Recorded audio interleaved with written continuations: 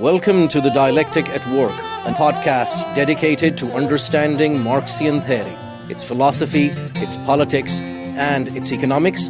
I'm your host, Shahram Azhar, Associate Professor of Economics at Bucknell University, and I'm joined by Professor Richard Wolff. Hey guys, it's Shahram with another episode of the Dialectic at Work, a podcast dedicated to the interdisciplinary and revolutionary world of Marxist theory, its politics, its philosophy, and its economics. I'm Shahram Azhar. I'm Associate Professor at Bucknell University in Pennsylvania, where I teach courses in Marxian economics. And with me is my teacher, my mentor, and a man who has thought about Marxist theory all his life and has developed interesting new ways of teaching it, researching about it, and applying it to the contemporary problems that we face in the world. Welcome, Professor Wolff, once again. Thank you, Shahram. I'm very glad to be here.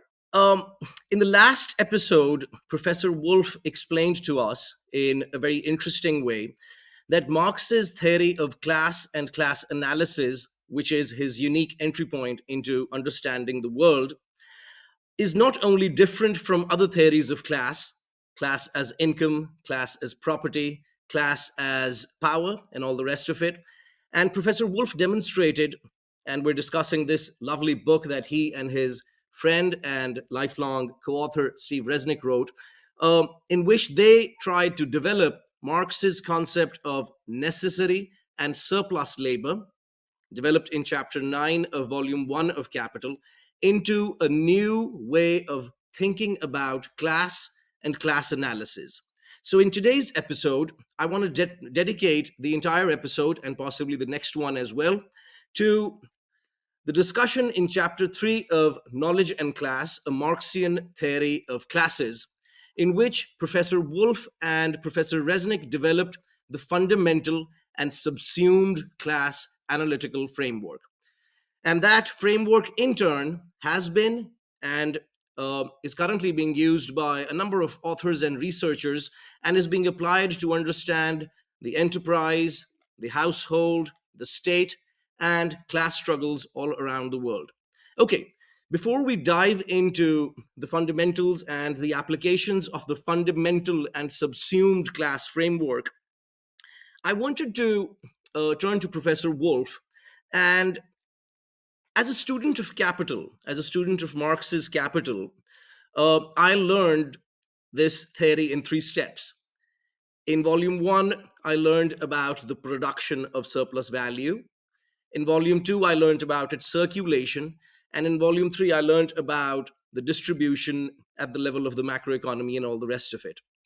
So, Professor Wolff, I want to understand how you and Steve developed this 3-volume idea into a class analytical framework. So could you help us develop the basics of the fundamental and subsumed class framework?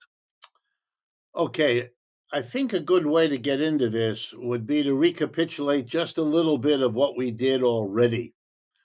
I want to stress that in the thousands of years before Marx, people had often tried to understand their societies by dividing people into groups. It's a common human activity when they're trying to understand something, to look at it, to break it down into its parts, to see how the parts interact so as to understand the whole thing. The very word analysis is about that, is about the breaking apart in order to understand how everything shapes everything else. It's been a temptation to break it apart and imagine you can understand each part separate from the whole. That is not what Marx had in mind, because that's not the tradition, Hegelian and so on, out of which he comes, in which the whole is never to be forgotten. The whole is present in the part is present in the whole, and the trick is to understand their interaction and their interdependency, not to fall on the one side or the other. Just another example of this Hegelian notion of the unity of opposites, of the contradiction in everything. Well, it comes here too.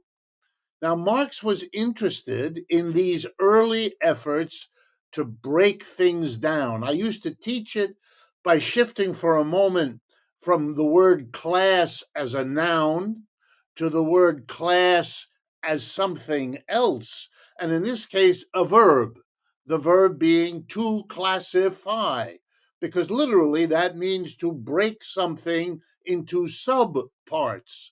So you could break a population into the tall people, the short people, and those in between. Those with blue eyes, those with brown eyes, those with green eyes, and so on. Well, classifying a population would lead you then to have the different classes that you've broken it up into. It is a verb, an action you perform on a thing, a population, and to break it up into its parts. And people have been doing that long before Marx, and they've done it in many ways. For example, tall and short. For example, with elbows shaped in one way or another. And then the ones that are more dark, like, for example, the difference between those whose skin color is light and those whose skin color is dark, and everything else. Even my use of the word dark comes out of the kinds of associations made when you classify people according to the color of their skin, or the color of their hair, or the shape of their nose, or 1,000 other things. One of the things that was used was wealth. Once you had private property, once you no more had equality or only collective property, which we once did as a human race, once you have private property, some have more, some have less, it's not a long time before somebody comes along and classifies people according to how much wealth they do or do not have. The rich, the poor, and the middle class. That's familiar because that one has come through to the present pretty much unchanged. It is very, very old. The other one is power. When you have a community in which some people are in a position of telling everybody what to do, and other people are in a position of doing what they're told, well, then you can classify people into the more or the less powerful. The ruling class, the ruled class. This too is very, very old. You don't need Marx for these things. These ideas are what Marx received. They are, if you like, the raw material that he dealt with. And now I'm going to go out on a limb, but to make the point and to drive it home and to show you how you can use these ideas, I would argue that Marx, as a revolutionary young man, tremendously inspired by the French Revolution, as were the people of his generation, all of them, one way or another, absolutely entranced with the notion of liberty, equality, and fraternity among people, came to an honest epiphany, if you like, that the efforts of the French Revolution that explicitly committed itself to liberty, equality, and fraternity, by the time Marx is an aware young man, it's crystal clear to him in Western Germany, where he is born and where he grows up, in Trier in Germany, Trèves in French, because right on the border. It's very clear to him that it has not been achieved. And from that, he goes the next step. All of the efforts for thousands of years to overcome the difference between rich and poor, between powerful and powerless, have likewise not succeeded. So he concludes, being a theoretician, that among the reasons, not the only reason, not the most important reason, among the reasons that human efforts to overcome inequality, to overcome lack of democracy, and those efforts have always been there, has been missing something, not seeing something in the world around you, which, if you saw it, you could then do something about it consciously and maybe have greater success than all those who went before you. Marx does that and comes up with a different notion, which he calls the class, but ironically, this is a double move on his part.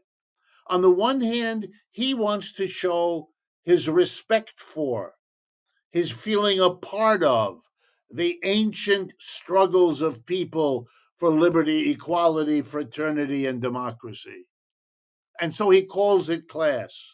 But on the other hand, Hegelian contradiction, he wants to break out of all of that. He wants to do something new that will help make successful what hasn't been. So he's respectful. It's a concept of class.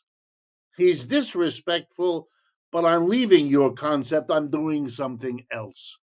And when people have a hard time understanding this, I try to use as a rough metaphorical parallel psychology, Freudian psychology.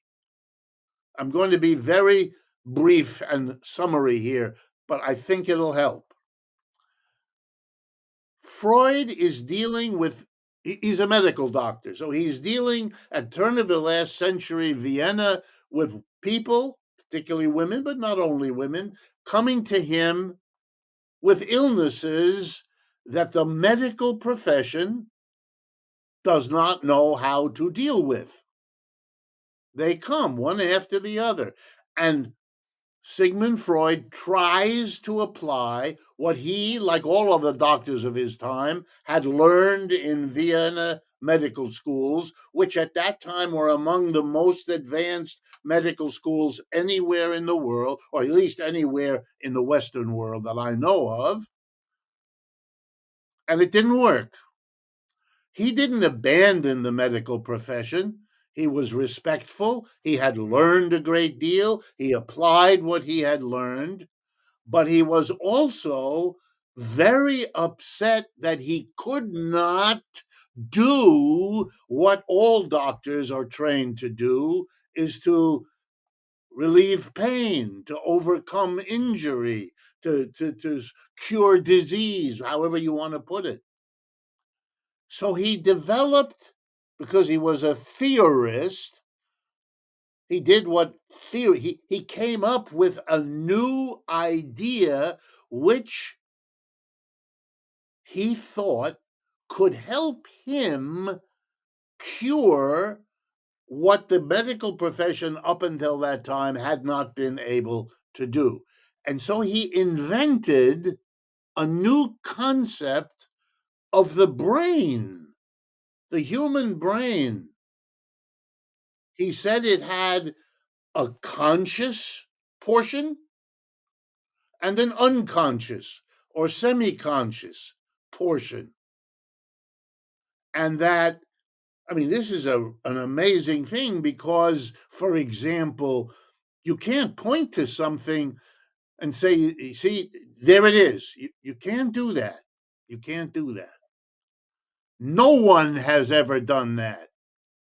Yeah. That's not what he did. He invented a new entry point. It came to him as if in a dream that maybe such an idea would organize the material given to him by ill people who came to him for help in a new way that would allow him to do something. And in the long run, that's what psychotherapy, psychoanalysis, that's what it is. It is an interaction between the therapist and the person being the recipient of this experience, as together, and it's very much together, they figure out boundaries between conscious and unconscious. They begin to discover hints and mechanisms whereby you can get a glimpse of a portion, that's all, of your unconscious in ways that allow you to now respond. He can take you, the therapist, if he or she knows what they're doing. That's an important qualification. But if they know what they're doing, can take you through the traumatic experiences of your life, and thereby, by going through them again, but now as an adult, now with a helper, the outcome can be different. Not the disease, not the blockage, not the upset, not the sadness with which you handled the initial trauma, but now a new and different way of handling it that relieves you of the symptoms that brought you. Okay? Having given you this thumbnail, now let's go back. Marx has an idea.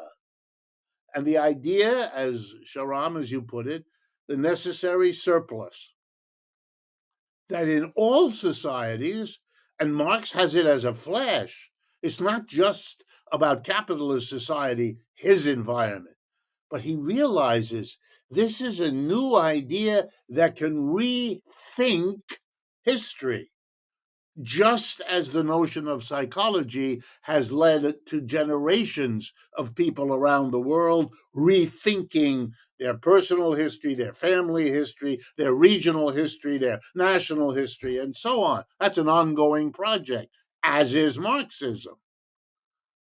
And he says, let me see, suppose everybody in the human community has always been in a situation where the group, whether it's 5 people, 500, or 50 million, where the group divides itself into people, a portion, who spend most of every day using their brains and muscles to produce goods and services which are necessary for life. But let me take a further step, says Marx. Let me assume that the human community has always divided the output between that portion that is consumed by those who do the work and another portion that is allocated to other people for those activities that require time and effort and muscles and brains, but are not part of producing the goods and services that we all rely on to live with. Uh-oh. And he plays with the idea. Long story short, he decides, after playing with it, after spending years thinking about it, talking with Engels about it, talking with others about it, that this works. That this, like Freud, opens up what Althusser called a universe, becomes visible. A universe becomes thinkable in this new way. It was always there, but it wasn't visible yet because we didn't have the theory to make it visible. Now it's visible. Now we ask a whole host of questions. And then Marx says, okay, I now understand something that nobody else has talked about. Nobody. Were there glimpses before? Of course. One of the reasons it occurs to Marx is because in his brain somewhere, and he probably couldn't tell you where because it's too far in the distance of his past, he read a novel or he saw a poem or somebody made a comment A little thing went off in his brain. Necessary surplus. It meant nothing to him at the time, but it meant something, and it stayed there. So when later he was puzzling over how to understand the French Revolution or Beethoven's music or Mozart's The Magic Flute, by the way, he loved Mozart's The Magic Flute. And for those of you who don't know Mozart's The Magic Flute, you are missing something. Anyway, Marx himself is pulling together fragments from before, as we all do. It's what we do when we think. So it came to him, and now he's going back and using what came to him, what he added something to, and everything falls together.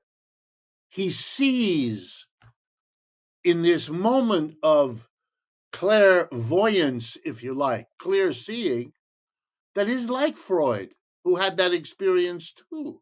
That's what these great thinkers, that's what they're for. That's what they do for us. They bring together a massive set of, allow me, overdeterminants to come up with, the aha moment, which exists large and small in all of us. But it was large in Marx. And he realizes every society has this, and this process of producing a surplus, and all the word surplus means, it is not complicated. Don't overthink this. It is the difference, that's all, between what is produced by those who produce the basic goods and services of society. It's a difference between what they produce and what those same people consume. That's all. And by the way, does there have to be an ironclad definition of necessary and surplus? No. No. We can argue over it. People do. What exactly is necessary? What exactly is and we can disagree. The basic idea, it doesn't matter. It's a little bit like arguing where does the conscious end and the unconscious begin. That's a debate in psychology. It doesn't matter. For particular questions, it can be very important and very productive to ask that question. But when students wonder, well, how do you know what's necessary in surplus? The answer is you don't. If I could answer that question and say, by virtue of X, you're smart enough to then tell me, well, how do I know I can rely on X? Well, there has to be a Y. That never stops. That's what an entry point to analysis means. It's where you start. You don't know why exactly you start, because that's partly an unconscious question, isn't it? Now I'm using the psychology to help me explain the Marxism, as I could do the reverse as well. So it's a starting point. It's where Marx starts. And if you want, and I worry about this argument, but I'm going to make it, if you want, then the proof of Mr. Marx's idea is what it has produced: a universe of research, a universe of political struggle, a universe of political parties struggle. Talk about something that has shown that the proof of the pudding is in the eating. So one of the things that I want to return to fundamental and subsumed in a moment, but Okay. something you said I found really interesting, that in Marxism and in Hegel, we learn that there's this distinction that Hegelians and Marxists draw, and it's in their writing as well, between appearance and essence, for example, for the lack of a better word. I mean, even the first paragraph of Capital is that the wealth of those societies in which capitalism prevails appears as if it's an accumulation of commodities.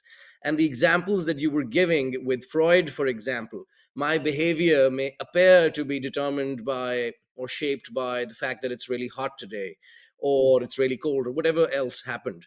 but in reality there's something. Or similarly with the MD, for example, you go to the doctor, you experience some symptoms, and the doctor makes something which is inside you, a disease or a virus or whatever else, visible to you. Or even something like, I was looking at some old Hollywood movies, and people used to smoke on camera, right?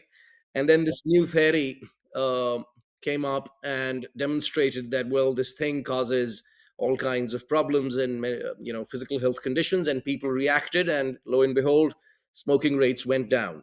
So in other words, what I got is, and correct me if I'm wrong, is that Marx saw that there's this social theft taking place in every class divided society, whereby people who actually produce the stuff using their nerves and muscles don't end up making decisions about it.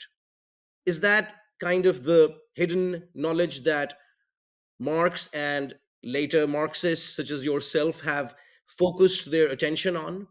Is that what is apparent? For example, the appearance would be income inequality, the appearance would be conflict around the world. But the once you go to the root of the issue, as the old man says, you begin to discover that there is something, a social theft, surplus being appropriated by non producers. That's the key here. So I wanted to turn to how you guys thought about this project, because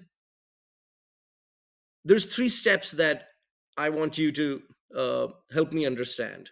Uh, there's the production of the surplus, then someone turns it into their thing, the appropriation. That's someone else, or it could be the person who made it. And then that stuff is distributed. Hmm? So, how do we make sense of these three different parts of the the process, the class process, as you call it in this amazing book? That's what I'm getting to. Give me Okay. a moment to do it. First, I need to deal with what you raised. Yes. In my understanding of Marxist theory, yes, things appear in a particular way to people, but there is nothing fixed. There is nothing ultimate when you say that. It appears that way. It could appear another way. There is nothing, there is no quote unquote real. There is no access you have to something real that you have been able to separate from how things appear to you. That's a game. And the game for Marxists, as I understand it.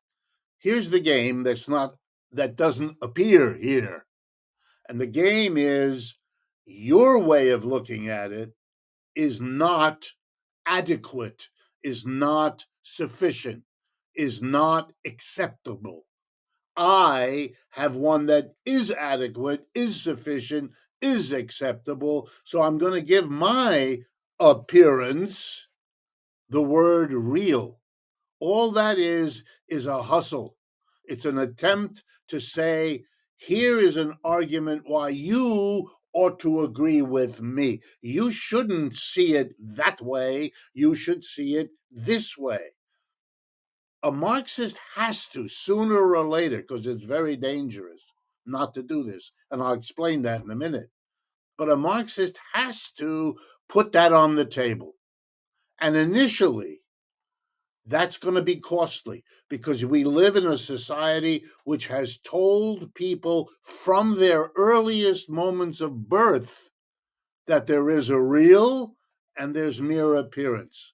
When you are 5 years old and you go for the first time to school, and there's a little task that the teacher gives to the children, and you are asked to do it, and maybe write something on a piece of paper, and then the teacher collects the paper, looks at it, and hands it back to you to tell you how you did. What that teacher is likely going to be doing is telling you that you are right or wrong. You got the answer right or you got it wrong.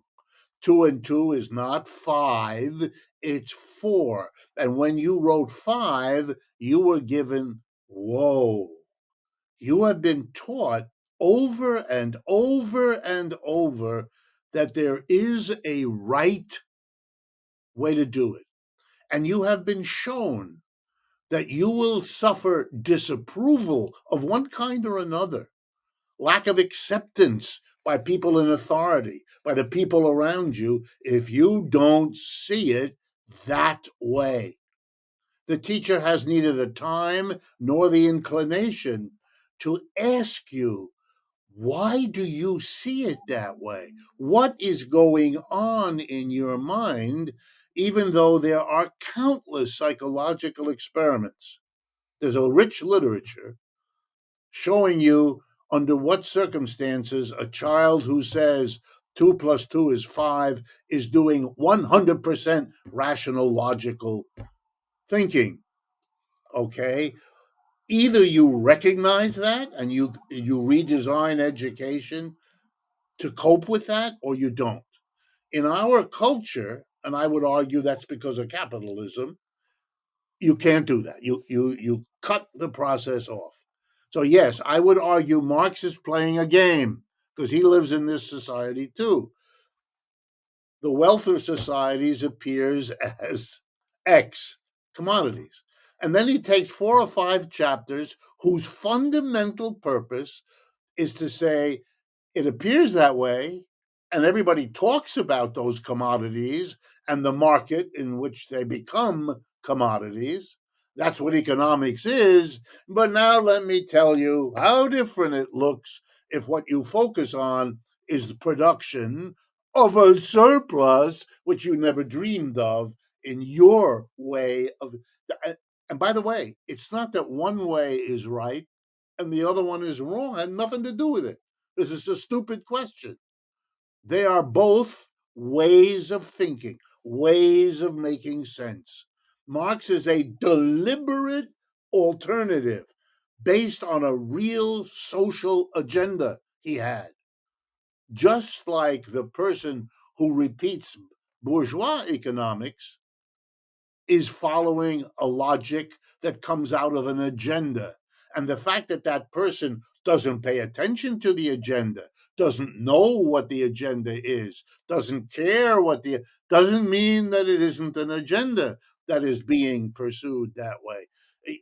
All of this comes out of Marx's idea. But let me take it to deal with the question you asked. The minute you have in your head Marx's idea, that I discovered something.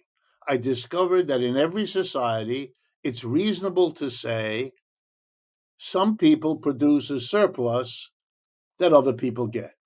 And again, I'm going to play with it because I think it's a teaching mechanism.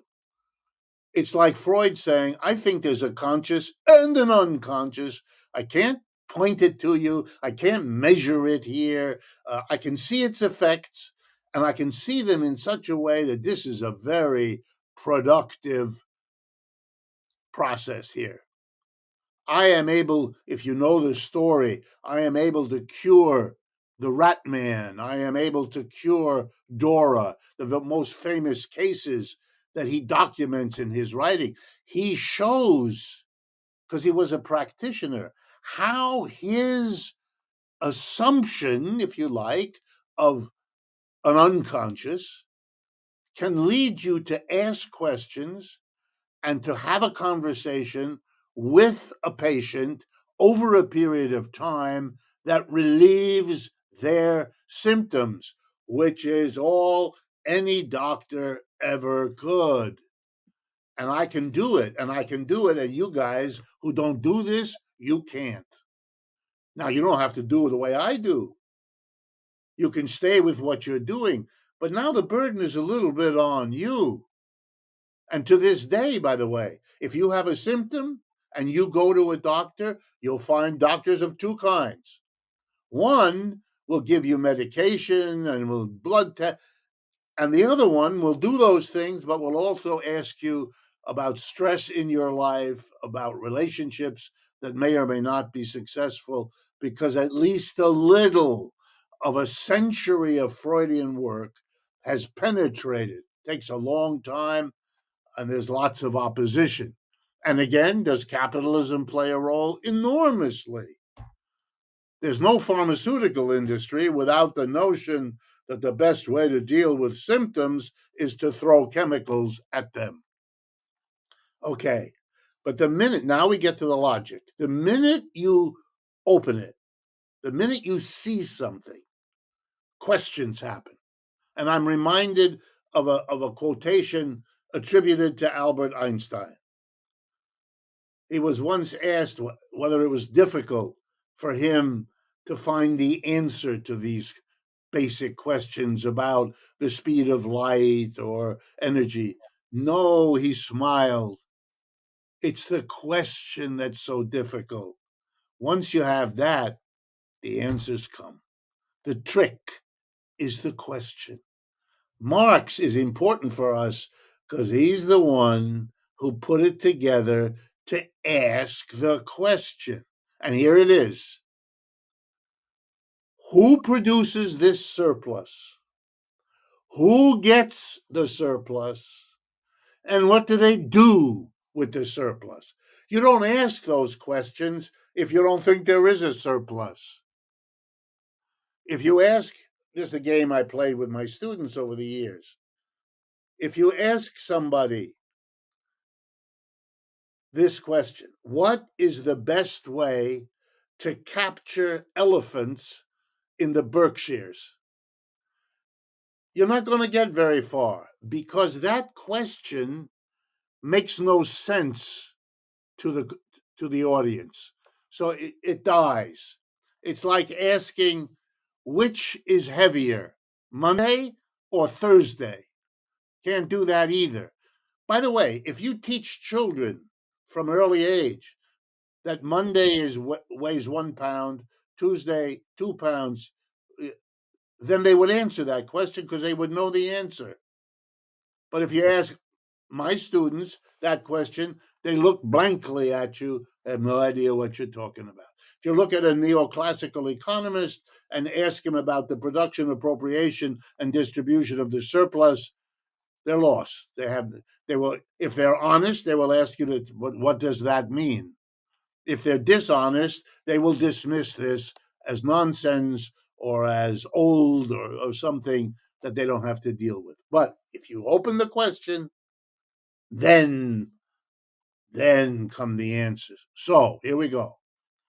Marx figures out now that there are clearly options.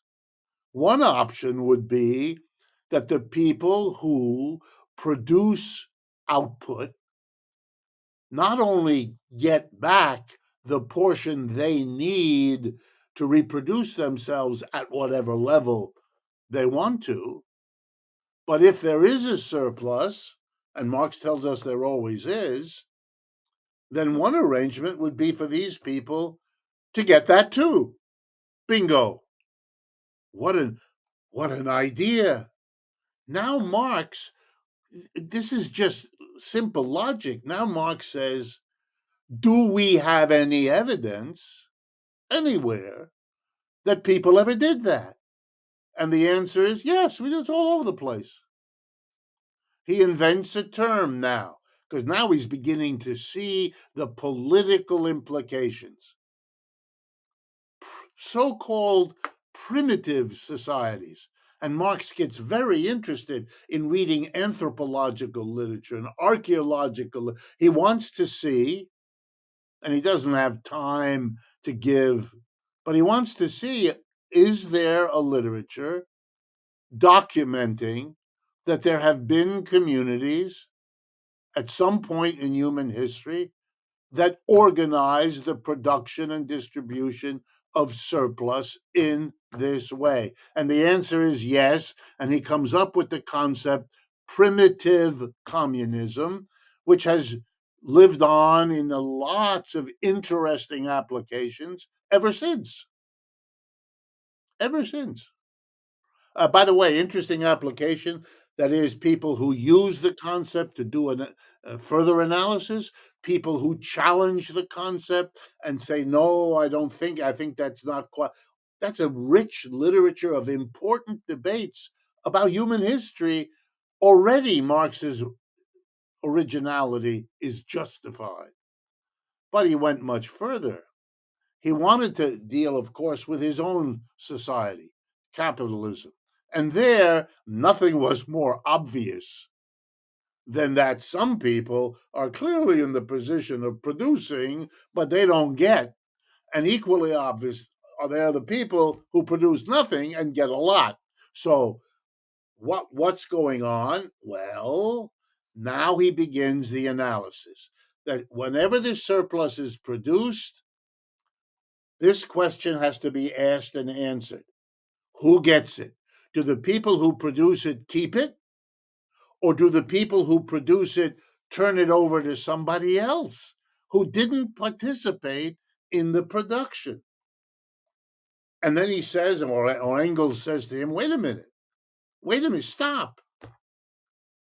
A baby can't produce anything other than excrement. And this is not useful. Therefore, if the baby is nurtured, say for 5 years until it can do something, then there's a surplus. Then the adults are producing a surplus and transferring it to the children in order to reproduce adults to replace those who die. And remember, if you go back far enough, life didn't last very long. The dying was in everybody's mind because it was all around them. We are animals. It's all around us. Death. Oh, now it gets even interesting. Now the question arises, wait a minute, there's a surplus. We keep it, we who produced it, but then we give it to our children. Individually, collectively, that varies. That opens up a whole, wait a minute.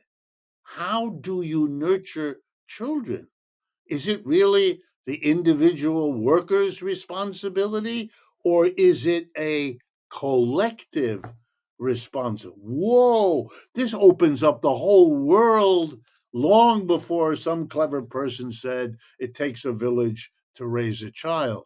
This comes right out of Marxism.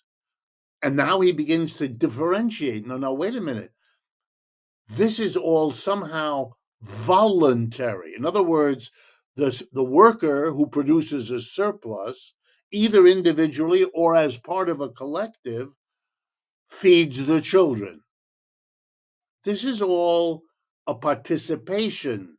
This is what happens if the worker is deprived of that surplus. What happens if the worker is reduced to a surplus producer, not able to participate on the appropriation side of what he or she has produced? Is it? Oh, of course it is.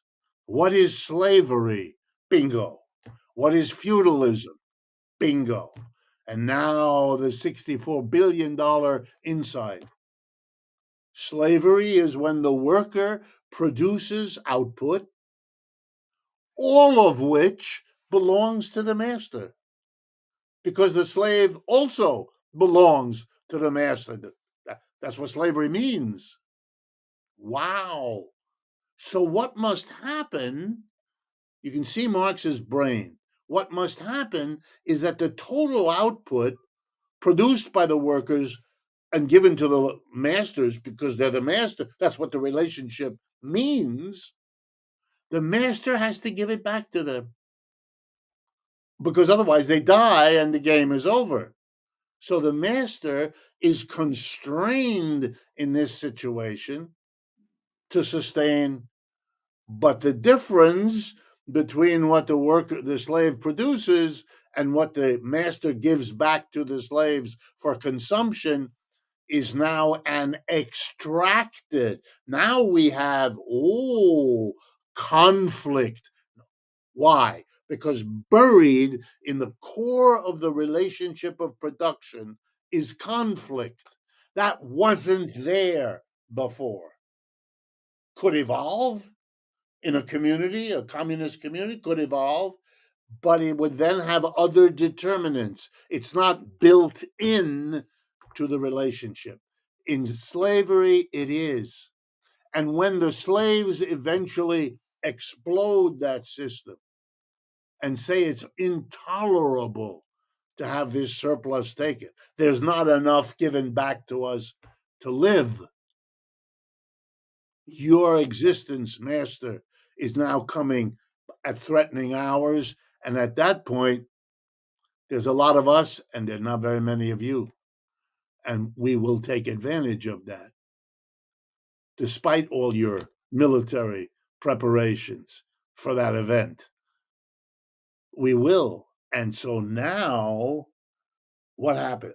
An explosion. And the slaves speak about freedom. We want to be free, but what do they mean? And it turns out it's not at all clear.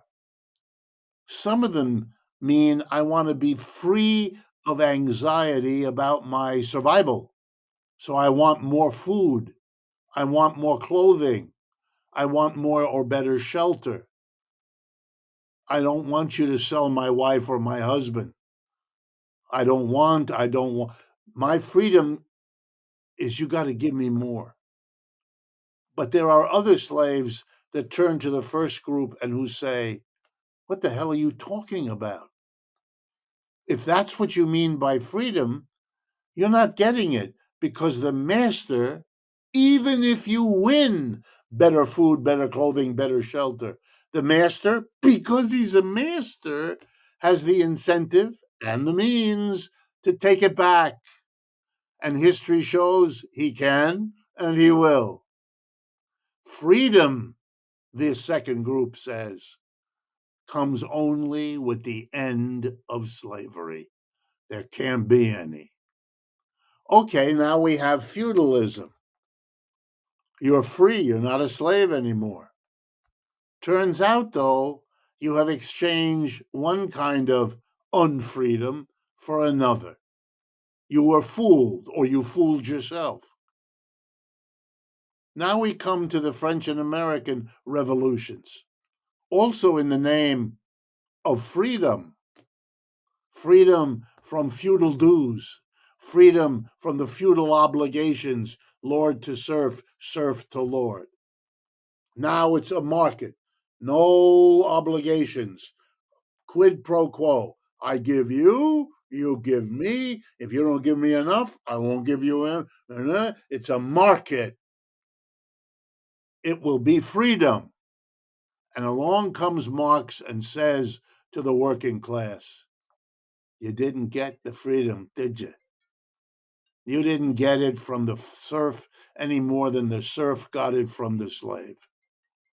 As long as you organize the production system in a way that has a conflictual relationship built into it, the production of a surplus by one group that is extracted and taken by another, you will have endless struggle and conflict and destruction and hostility and bitterness and your dreams of peace and your dreams of prosperity and your dreams of solidarity and your dreams of love relationships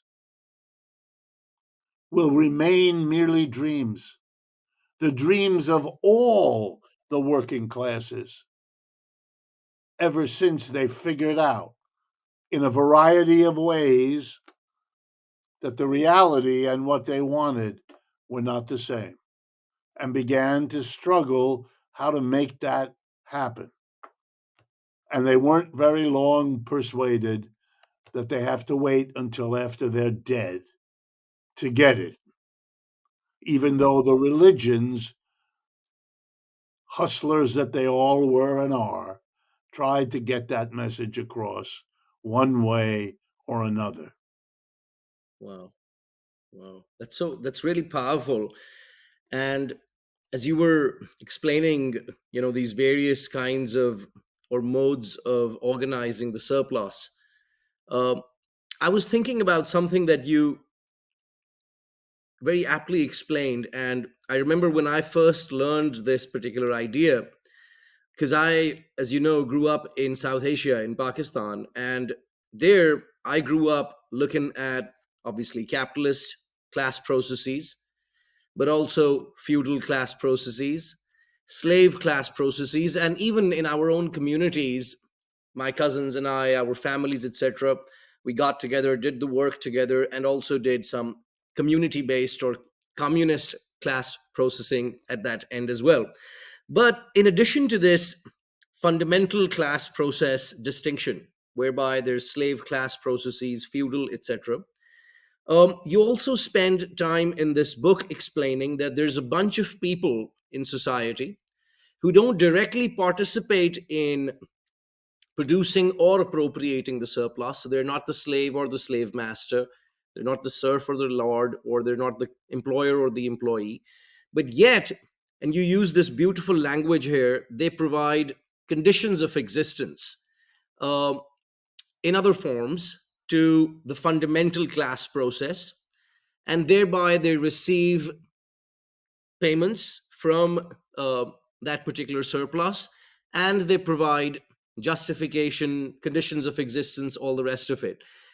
Can you explain that amazing idea to us, and how that kind of uh, ping pong between fundamental and subsumed takes place? Sure, but I'm going to do it by just continuing the logic of what I have been saying. So, if you understand the entry point necessary surplus and you begin to ask these questions, you have to ask the question sooner or later, whoever gets the surplus, whether it's the people who produced it or some other people, babies in one case, adults in other cases, you have to, in a sense, ask the question, why would the appropriator of the surplus distribute it? If it's an appropriator, and let's assume just for simplicity, that's all that person does, that's how that person lives in a society. They don't have to work producing food, clothing, shelter, and so on, because it's distributed to them. The surplus, food, clothing, and shelter produced by the workers, is transferred to them and they can consume it. Think of the master who has bread that is baked with the wheat grown by the slaves. That's how this was done. Or the lord who has delivered to his castle a certain portion of what the peasant produces on his own land, which is typical of European and other feudalisms.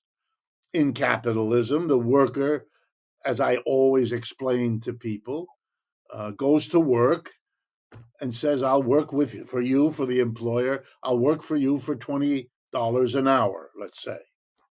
And I explain to the students, I say, "I'm going to tell you something now you already know, as Marx explained it to us.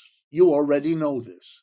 You know somewhere in your brain that that employer would not give you $20 for every hour you come to that workplace and do what you're told by the employer to do, unless unless in that hour you added to that employer's revenue more than $20. Because if you didn't, there'd be nothing in it for him. He wouldn't do it very long, if at all. The name of the game, profit, is the difference between what you produce for the employer versus what he gives you for doing so. He's always going to make more out of you than he pays you. Because if he didn't, he'd stop paying you. I'm not going to pay you $20 and then sell the output you generate for 19, leaving him $1 less than he would have if he had not bought your labor power in the first place. Everybody, my students, to a person, understand this. No problem. Clear, very clear, no problem. So I say, now, the minute you understand this, even if later you'll question it or someone will give you an argument against it, just follow the logic with me. What does the employer who gets that surplus, what does he do with it? Now, let me show you. And again, you're talking to people who, because they live in capitalism, already have all of the examples in their brain. They just need to go and see the connection. So I say, here's an example. The company employer has a lawyer. Why does he have a lawyer? Because you might get hurt by a machine and sue him. They all nod. They know about that. Or a customer eats that ice cream and drops dead, and their family sues the ice cream manufacturer, right? They've got to have a lawyer. And the lawyer is not going to pay attention unless you pay him. Where does the money come from? The surplus. The employer takes a portion of this surplus and pays it out to a lawyer. Why? Because the lawyer is a condition for this enterprise to exist. Got to have a lawyer in our society. Gotta. Could there be a society that handled this problem without lawyers? Of course. There's nothing permanent, nothing absolute about anything at all, including this lawyer. But you don't just need a lawyer. Turns out a lot of workers figured out they could take a break from their job by going to the bathroom. And then they could have a nice relaxed time by not staying in the bathroom, not only to do what you go to the bathroom for, but to relax and have a cigarette or smoke some weed or whatever they enjoy doing in the bathroom. So now the employer, noticing this, realizes this is going to hurt the production of surplus. These people are missing minutes, hours of work. So now the employer has to hire, get ready, a manager, somebody whose job is not to produce the ice cream that this is an enterprise for, or the haircuts, or the software programs, or anything else. This person is not a productive worker by the word produce surplus. By the way, we'll get to that, but the productive unproductive differentiation that some of you I'm sure know of and have thought about is purely defined, very simple again. Do you produce a surplus or do you do something else? If you produce a surplus, you're a productive worker. If you do something else, you're unproductive. There's no ranking meant here. You cannot run a business without both kinds of workers. That's always true, and it'll die your business if you neglect either one. So this is not about who's important and who isn't. Not at all. It's about whether you are part of the system that produces surplus, capitalism, that's what that system's name is, or you're not in terms of your relationship to the surplus. Anyway, back. The appropriator of the surplus distributes it. He distributes it in our capitalist system to a lawyer for the reasons I outlined, to a manager for the reasons I outlined. Now, here's another one. A nice young woman, strong, in a uniform, and she's called the security guard. She drives in a Jeep around the factory, the office, the store, all night long to make sure nobody comes and steals the machines or steals or sleeps in there, might start a fire. Why? Well, because if stuff is stolen or there's a fire, your ability to produce surplus is gone. So it's a condition of your ability to produce surplus to have a lawyer, to have a manager, and to have a security system. And these all cost money. Those people are all working. The lawyer is working, the manager is working, and the security guard is working. They are using their brains and their muscles. The distinction is their relationship to the surplus and therefore to one another. I cannot stress this enough. That's what you're using the concept of surplus to now classify people into those who produce a surplus and those who live off of a surplus produced by others. That's a very different relationship to the surplus. One group produces it, and the other group lives off of a distribution of the surplus, but don't produce any themselves. And even more interesting is that the mediator, the link between these two, is the capitalist, the guy who gets the surplus from the workers and decides whether and how to distribute portions of it to this one, that one, and the next one, putting that guy in an extraordinarily powerful position.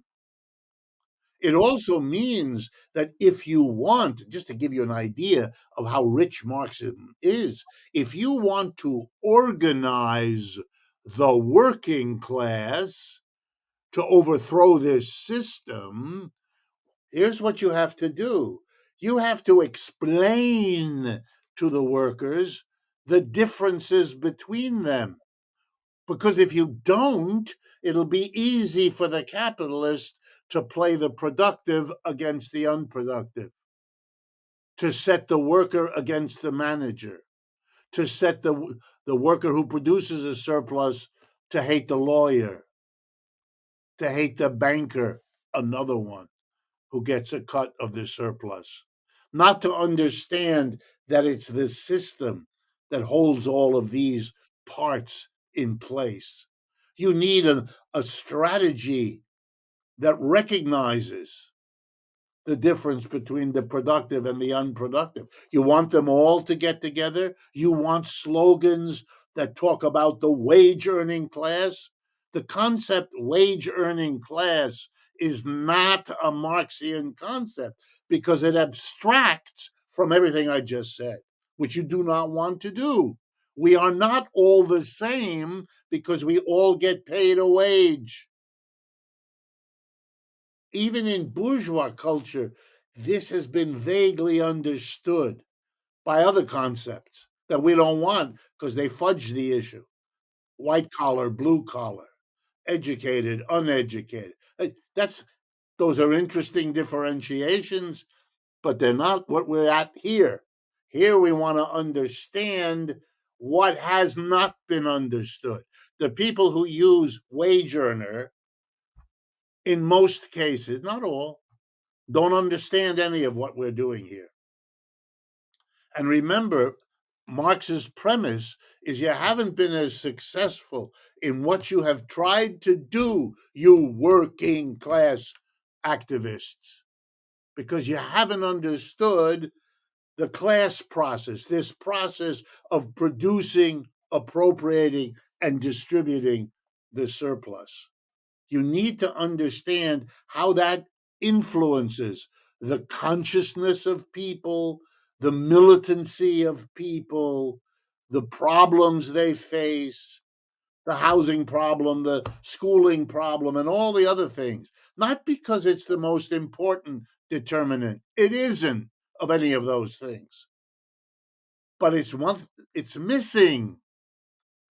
Your unconscious is not more important in shaping your life than anything else. But the reason you need a therapist is because you had no friggin' idea about any of that. You didn't attend to what you now will. You didn't strain to remember things you now will. You didn't go through again childhood traumas that you now will, and those will be therapeutic for you as an individual, just like doing Marxian inspired analysis and strategizing will be therapeutic for social revolution. Absolutely, absolutely.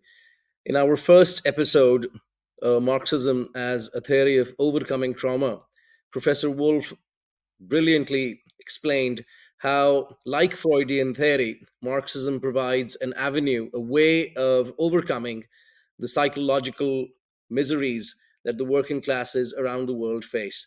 Unfortunately, I guess time flies when you're having fun. Unfortunately, we're at the end of the hour. As always, guys, you understand that we do this work. It's a labor of love. Please contribute at this particular link via our Patreon link, because we love what we do and we're going to keep doing it. But we need your support as well as your help in advancing this idea and this cause. All right, guys, I hope you got something out of it. I'll see you all in the next episode of The Dialectic at Work. Take care.